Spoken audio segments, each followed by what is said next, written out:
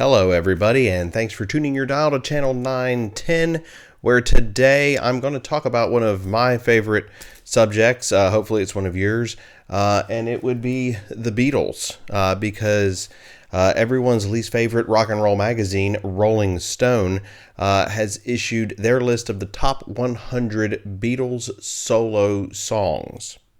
Now, they say Beatles solo songs. Really, they probably should have just called the list top 100 songs by the Beatles after the breakup of the Beatles. I guess it doesn't flow quite as well, but that's really what the list is, because you've got artists in there like the Traveling Wilburys, which was a super group with George Harrison, Wings, which was Paul's group after the Beatles, the Plastic Ono Band, which technically was a band. So these aren't really solo projects necessarily, which there weren't that many of them, to be honest with you. When the Beatles, after they broke up, they all kind of took on, even if they were just short-term, bands after the main Beatles timeline. So kind of a misleading title. But I wanted to kind of just get into the list and give you my thoughts on it. Maybe see if you guys would bless me with some comments of what you think about it as well. Because I don't know, at first glance, it just seems like your typical list. But then the more you dig into it, the more you're kind of like, I think they really just phoned this one in. But let's just look at the details. Okay, so what I typically don't do is talk to you guys and look at the computer at the same time, but I've got all my notes here in regards to all the numbers that have to do with this list. So I may look away and look at the computer, but I'll try to do some cutaway screens as well, so that'll give me some time to, while you guys are looking at some super fancy ass graphics, I can look at the computer screen. So let's take a look here at the overall numbers of what we're looking at.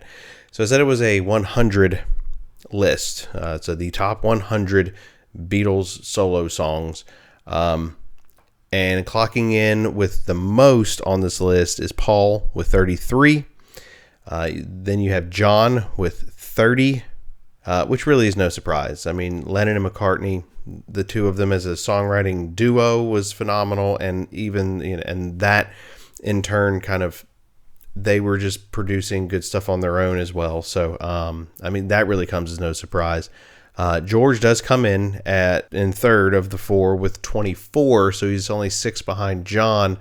And then you have Ringo with 13, which I think that, John and Paul, it could have been either 1 or 2 or 1, was kind of expected with George and then Ringo. I mean, honestly, that's just no offense to Ringo or even George for that matter.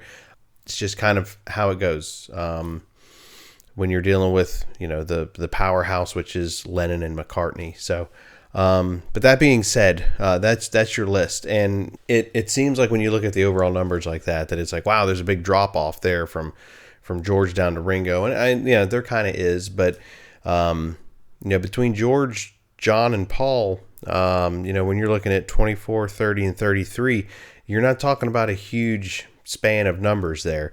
But I think as we look into this list, you're going to see that it's not quite as straightforward as you might think. So let's start off with John. Okay, so John had 30 on this list.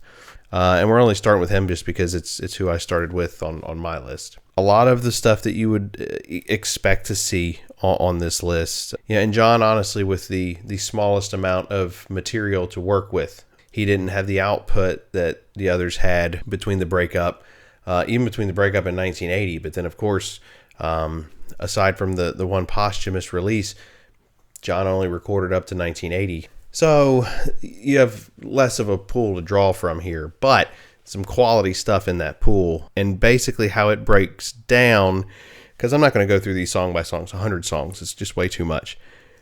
But what I will do is break this down by album, because I think that's where this gets interesting. So take a look at this.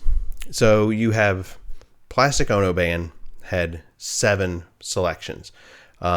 As well as Imagine. So both those albums, numbers 1 and 2 out of the gate for John, 7 each. So of the 30 songs, 14 come off just these two albums. So almost half come from just two selections. And fine selections. You could pick almost any song off these albums and you're not going to go wrong. You could just say, yep, this whole album and this whole album, and you're pretty much good to go there. But the other ones that they did sprinkle in there, they had New York City, from Sometime in New York City. It's the only song from that album, and I really don't blame them on that one. Mind Games shows up on the list twice.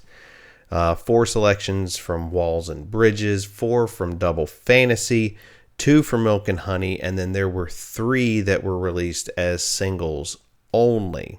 So again, what you're seeing here is this real top heavy with Plastic Ono and Imagine, and then you have a handful of selections from a few, and then that one off from Sometime in New York City.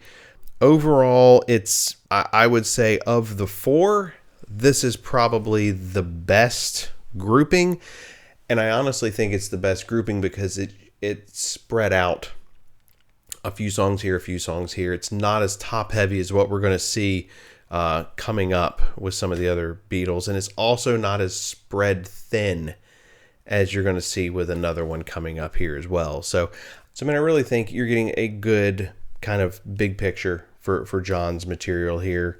A lot from Ono Band, a lot from Imagine, but then you still have a few from the other ones. So it shows that, he was kind of consistent even after a really big start. There was some pretty good consistency moving ahead. I'm not seeing anything from Live Peace in Toronto, which it was a live album.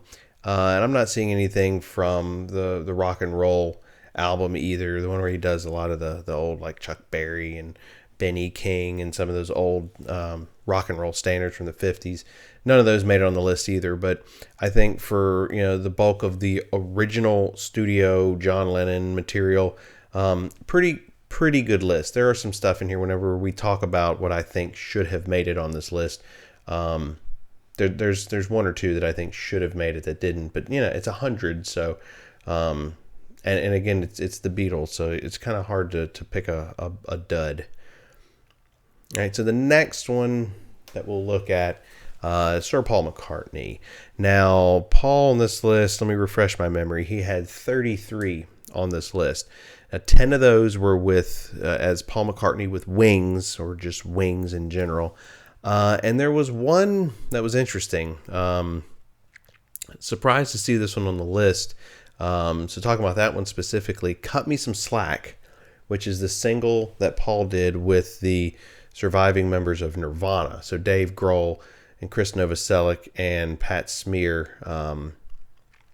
That was an interesting one to put on the list. I'm thinking that Rolling Stone probably did it just because it was a weird one to put on there.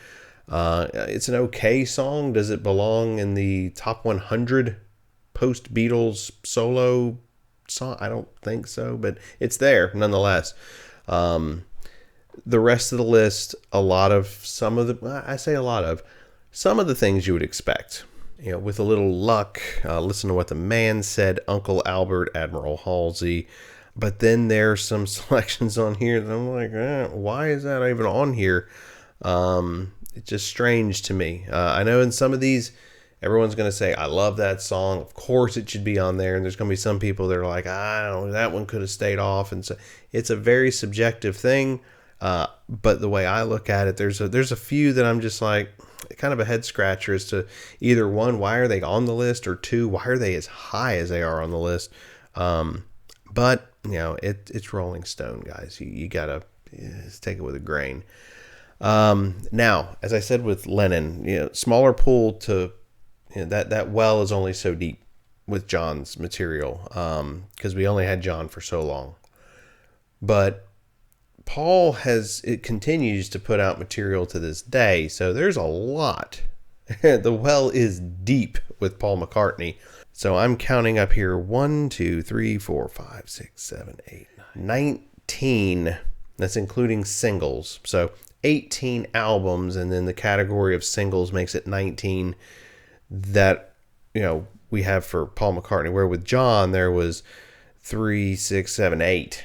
So over double And this is leaving out entire McCartney albums. Studio albums are not even on this list. So let's take a look at a graphic real quick, and I'll show you where all these came from. So of the 33 Paul McCartney tracks, 3 came from the solo debut, the self-titled McCartney, now called McCartney 1. Then you have 4 tracks that came from Ram.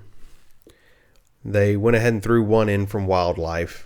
And then you have the big hitter, which is Band on the Run, had 5.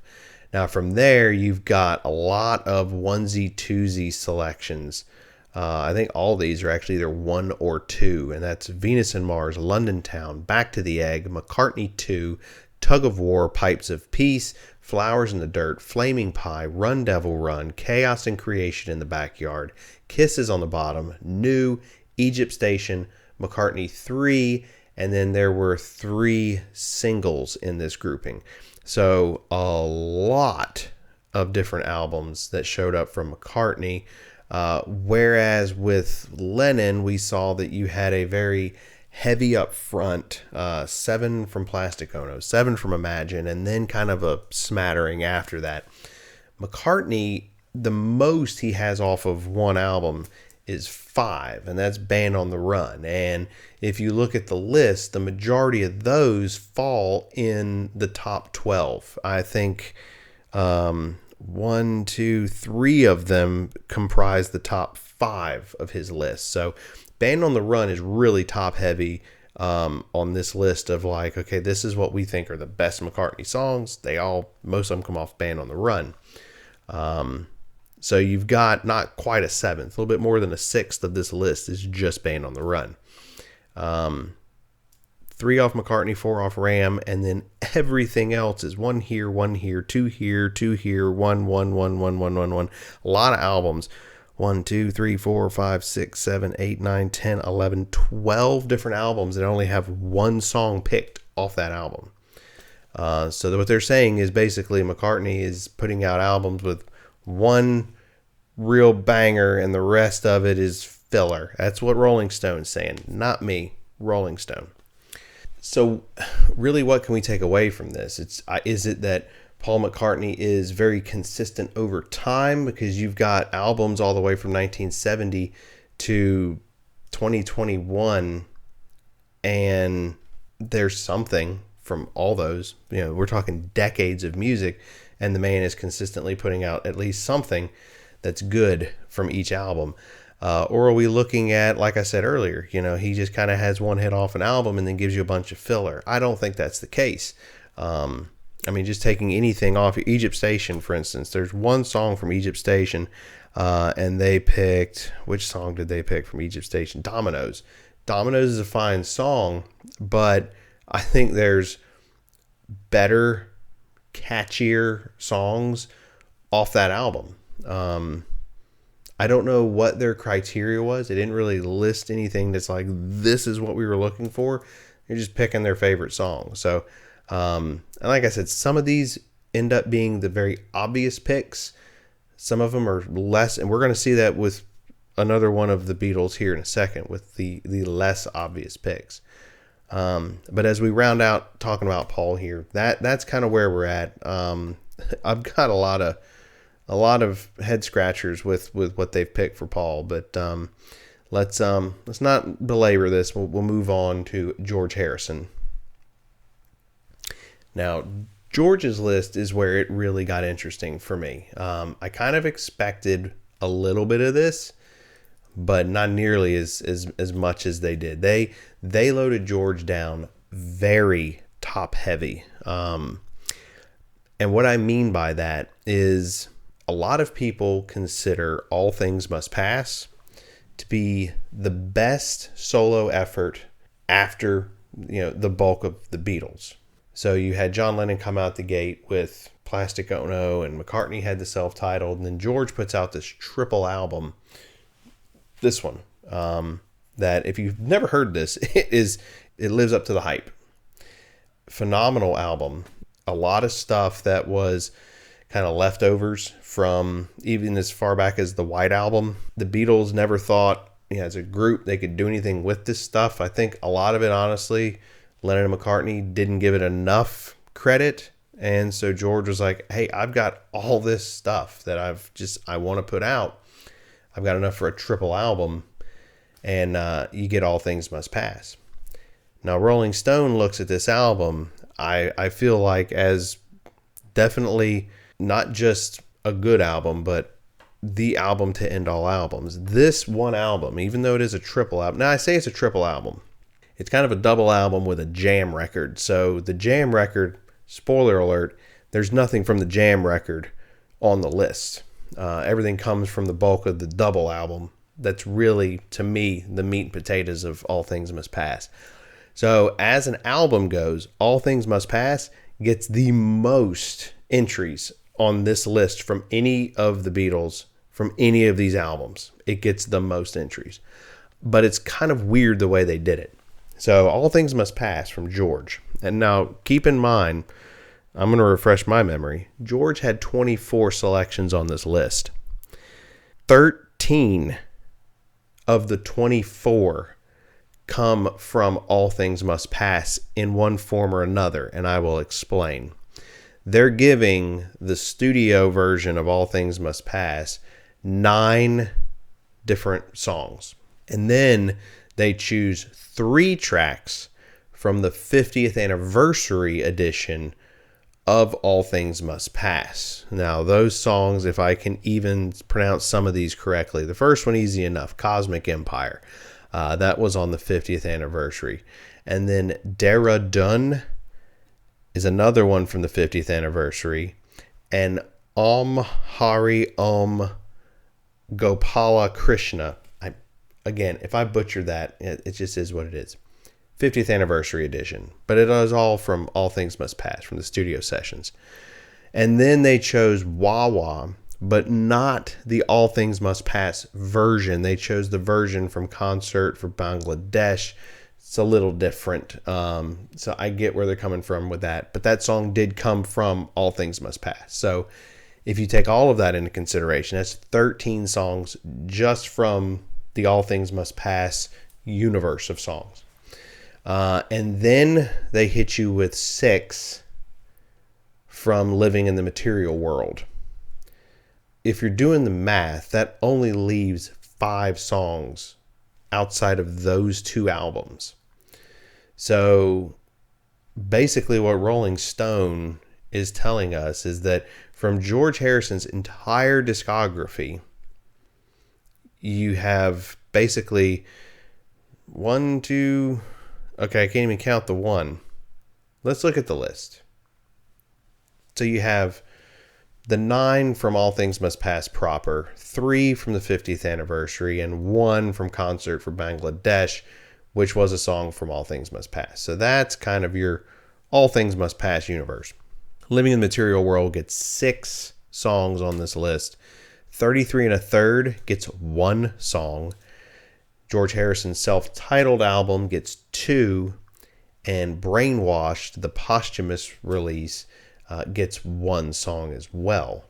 The other album that gets a song is not a George Harrison album. It is the Traveling Wilburys Volume 1. They added Handle with Care on this list. So what you're seeing here is from a man that has a discography of how many, I can't remember. I'll put the number right here. He has this many albums in his discography, studio albums, mind you, not live albums or compilations, but studio albums. They're saying that only All Things Must Pass, Living in the Material World, 33 1/3, self-titled, and Brainwashed, 5 albums have decent George Harrison songs on it. I don't agree with that one bit. There's nothing from Cloud 9 on here. There's nothing from Dark Horse on here. I mean, Gone Troppo's kind of a weird album, so okay, I get it. Extra Texture is also kind of an acquired taste, but you're telling me that, you know, of all the best post-Beatles solo songs, there's nothing from those? I don't buy it, Rolling Stone. I don't buy it at all. But that's the George Harrison list. Again, it's one that I kind of, I'm doing it right now. I'm scratching my head. I kind of scratch my head at some of these selections. With George's, I really question. All Things Must Pass is a fantastic album. I am not saying it's not. If you're only going to give Harrison 24 entries on this list, then yeah, there's going to be a few from All Things Must Pass, but does it have too many? Those 3 from the 50th anniversary, it's like, yeah, I don't know. But that's what Rolling Stone decided to do, so it's on the list. But anyway, I'm dwelling too much there. Let's move on to everybody's favorite, Ringo Starr. Now, Ringo had, refreshing my memory, yes, 13. So he doesn't even have half of what John had. But 13 is still, I think, for Ringo, and no offense to Ringo, everybody loves Ringo. He has not had the output that the other ones have had. He wasn't the songwriter during the time of the Beatles that the other guys were. And I don't think anyone's going to argue that fact. But the list that they gave for Ringo is, if any of these is kind of the, okay, yep, I knew that was going to be on there, knew that was going to be on there, it's Ringo's list. It Don't Come Easy, Photograph, You're 16, I'm the Greatest, the No Song. These are all, you knew it was going to be on the list. I'm glad to see that my favorite Ringo song did make it on here with Back Off Boogaloo.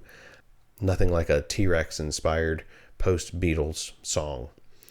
Yeah, and I don't think that there's going to be much of a surprise as to where a lot of these songs came from. If you were just listening to what I said, you're probably like, yeah, a lot of those came off the same album, and they did. Let's take a look at the albums that comprise Ringo's list. So we had 1 from Sentimental Journey, 1 from Buku of Blues, 5 from the Ringo album. This is the one that was, it kind of holds most of the weight for Ringo's stuff. 1 from Goodnight Vienna, 1 from Bad Boy, 1 from Liverpool 8, 1 from Postcards from Paradise, and he has 2 singles. So there's Ringo's list, a lot more concise. You've got a lot coming off of the Ringo album, and then almost as many as came off that one album is spread out amongst, other albums, with a couple of singles thrown in there. So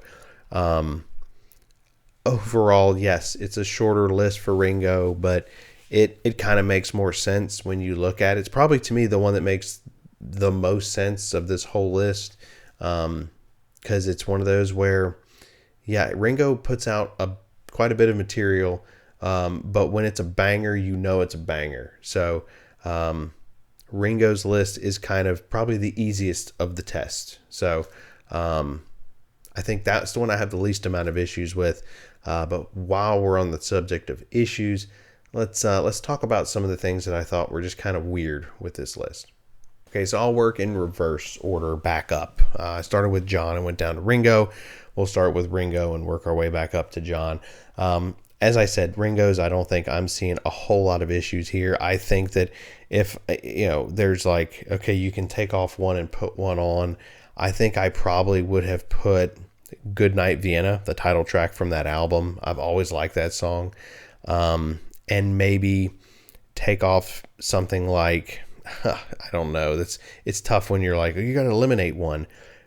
Probably one from the later years, not the early 70s stuff with Ringo. So probably something like Sunshine Life for me, or maybe even Harry's song. I like Harry Nilsson though, so it's got a little sentimental piece to it. Maybe Rory and the Hurricanes, but then again, there's that tie-in because that's how he got his start. So Ringo's list it's kind of the only one that I feel is if there's one that's watertight, it's Ringo's. But I would love to see Goodnight Vienna on there for Ringo. Maybe take one away from somebody else. So now we talk about George. George's list, like I said, is the most top-heavy of the entire grouping.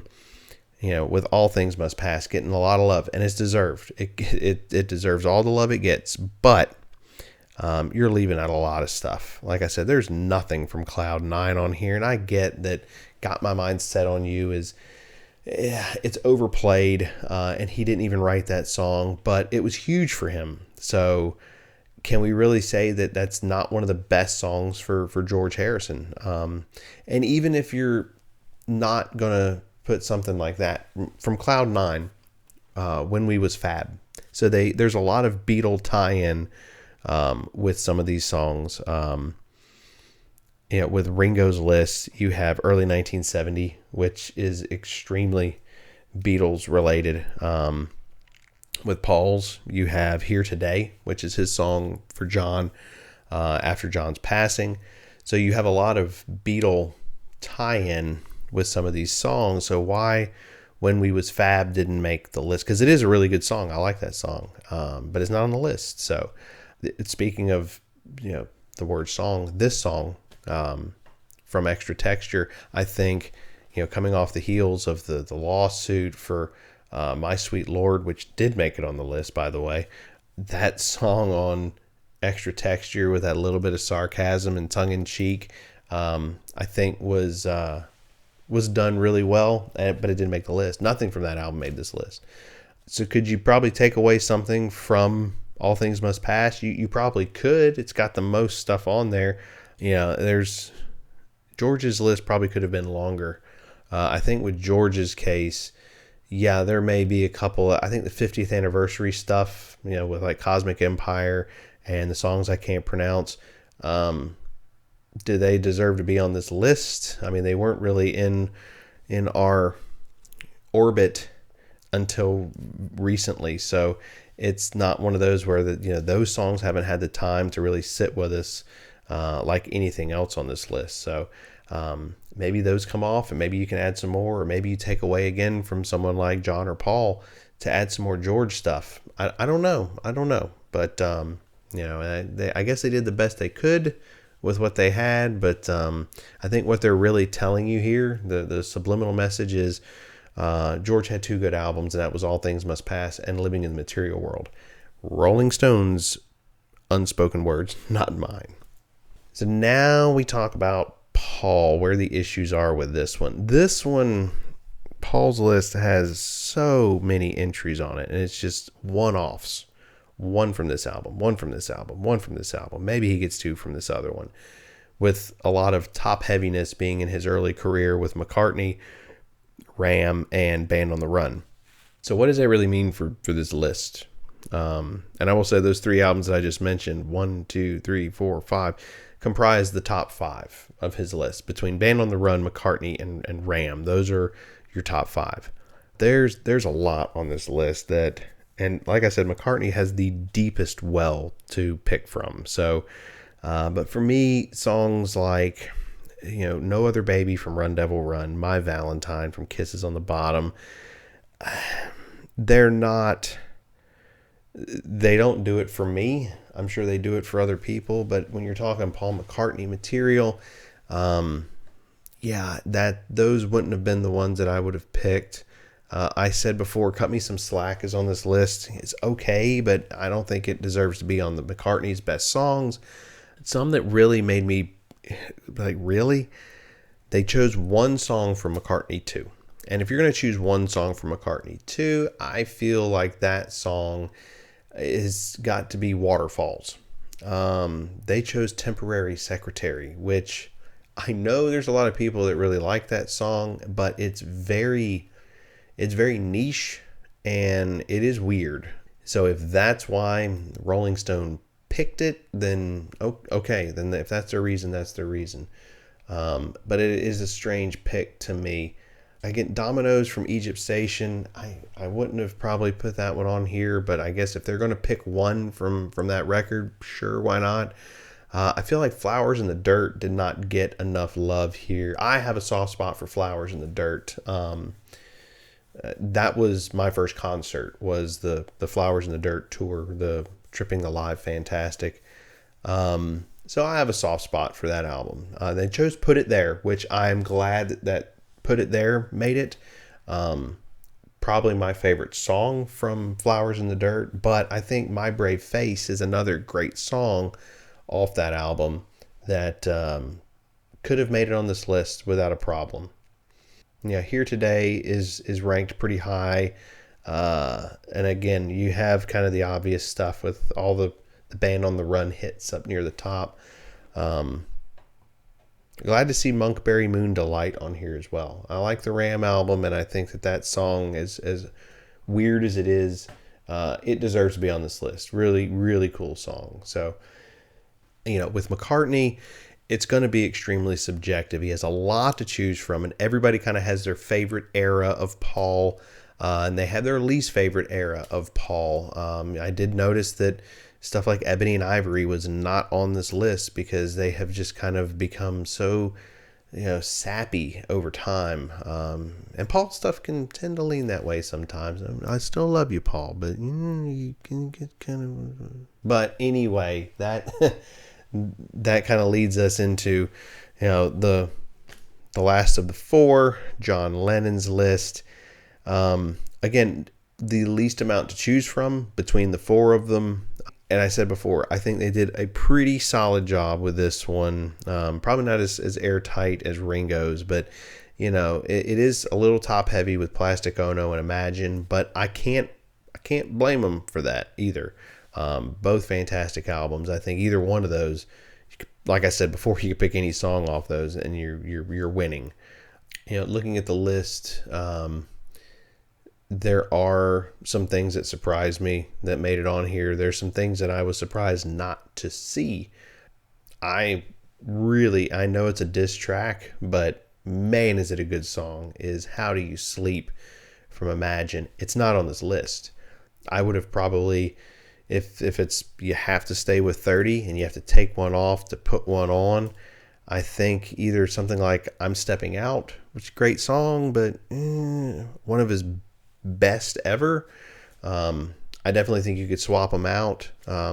Whatever gets you through the night. I know, and I guess this kind of falls, and this is also why I don't understand why Got My Mind Set on You from George Harrison is not on this list, because this song, Whatever Gets You Through the Night, is on the list. Equally as, sugary, equally as earwormy, equally as overplayed, I think.